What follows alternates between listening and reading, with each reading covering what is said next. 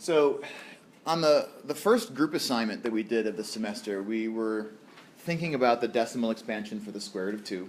So that was a couple weeks ago.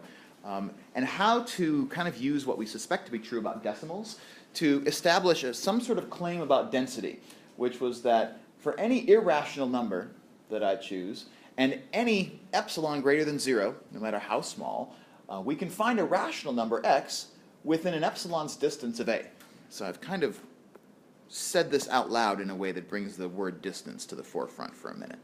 So here's our picture.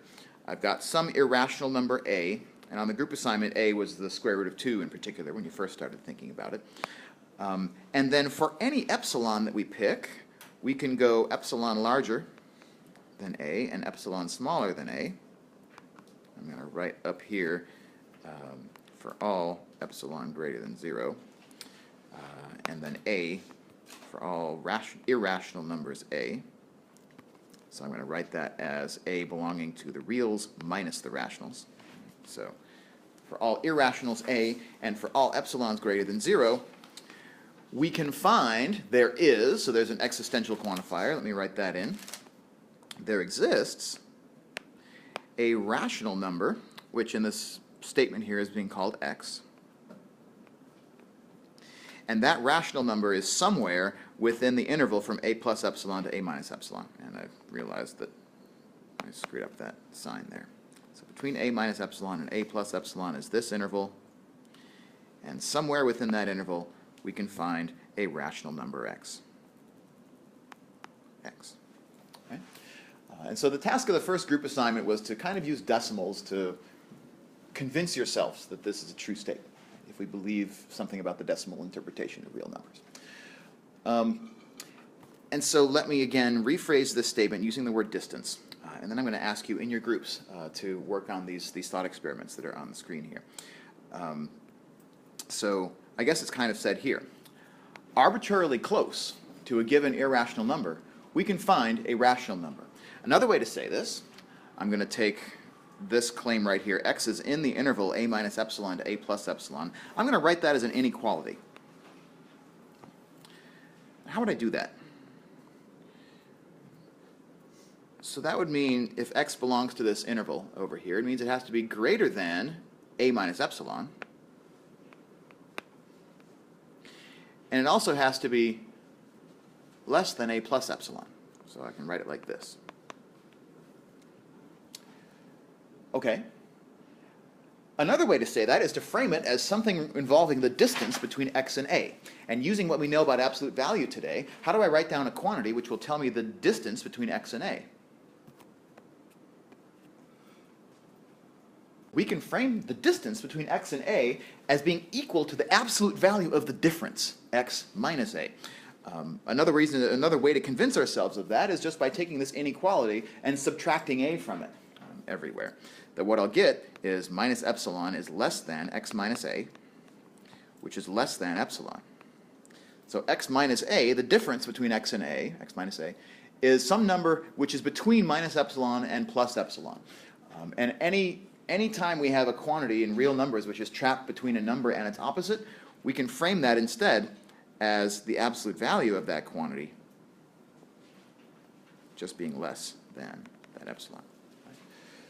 So, in other words, what we're really doing here is we're trying to convince ourselves why there exists an x that satisfies this absolute value inequality. The distance from x to a is less than epsilon. And so your task, so I'd like to get you thinking about this today, and then we're going to come back on Monday and do some more specific stuff with it, is to kind of go through these two thought experiments. And the first one is, let's suppose that each of my arms is 3 feet long. Right? Then what's the smallest distance that I can have between my left and right hands?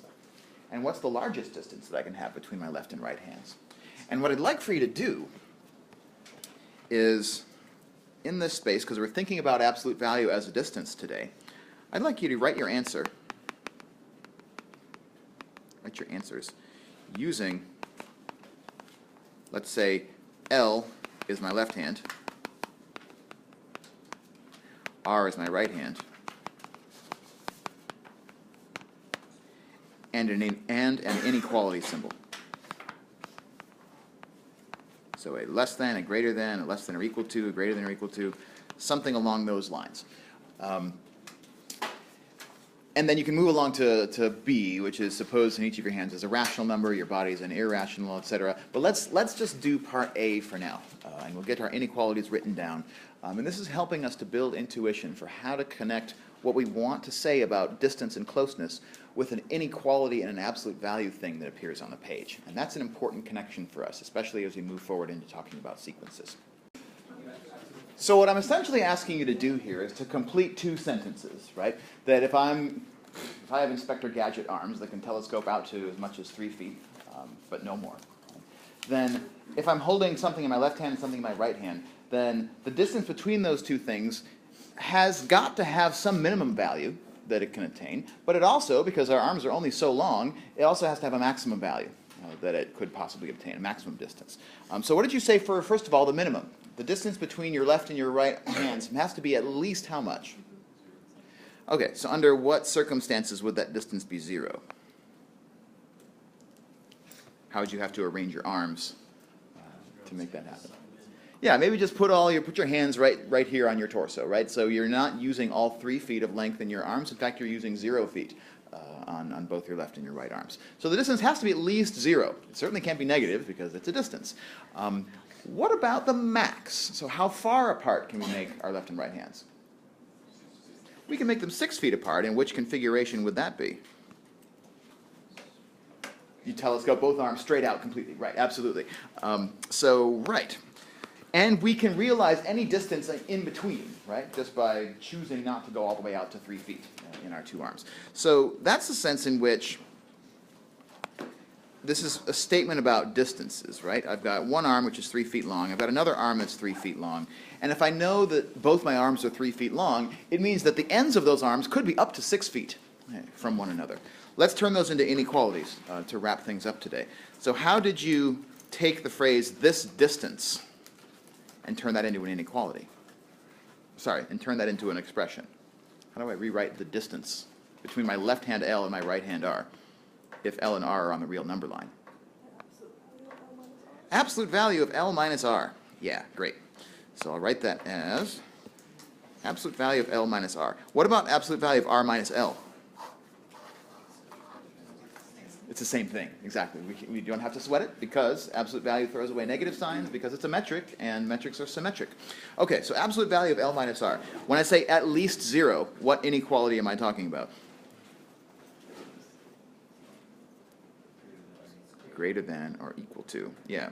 So on the one hand, we can say L minus R, absolute value is greater than or equal to 0. And on the other hand, we can also say it's less than or equal to 6. And so the question I want to leave you with, as we're departing today, is how do we turn, algebraically, how do these 3's become this 6? Where did this number 6 come from? Where did the number 6 come from in your reasoning?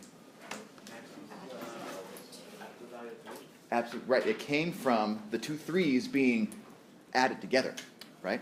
And so here's the trick that we're going to build upon, is that we have to not only be able to say something about the distance between L and R, but we also know we're given information about how long our arms are in relation to our torso. So we need to get the torso into this equation somehow, and this is how it works. We'll just take the absolute value of L minus R, and we will just subtract the torso. Let's call it T.